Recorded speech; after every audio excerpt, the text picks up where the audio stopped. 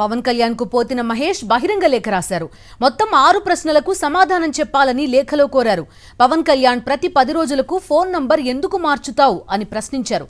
దాంతో పాటు ప్రత్యేక హెలికాప్టర్ ఖర్చుల లెక్కల సంగతేంటి అంటూ వివరాలు అడిగారు.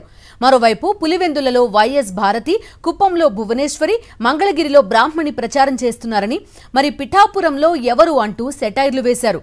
అటు ఎన్ఆర్ఐలు ఇచ్చిన విరాళాలు గోప్యంగా ఉంచి చిరంజీవి ఇస్తే మాత్రం ప్రచారం ఎందుకు చేస్తున్నారని నిలదీశారు.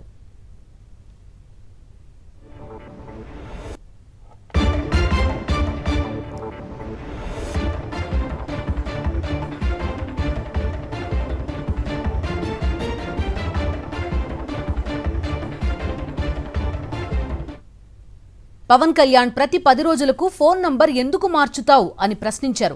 దాంతో పాటు ప్రత్యేక హెలికాప్టర్ ఖర్చుల లెక్కల సంగతేంటి అంటూ వివరాలు అడిగారు. మరోవైపు పులివెందులలో వైఎస్ భారతి, కుప్పంలో భువనేశ్వరి, మంగళగిరిలో బ్రాహ్మణి ప్రచారం చేస్తున్నారని, మరి పిఠాపురంలో ఎవరు అంటూ సెటైర్లు వేశారు.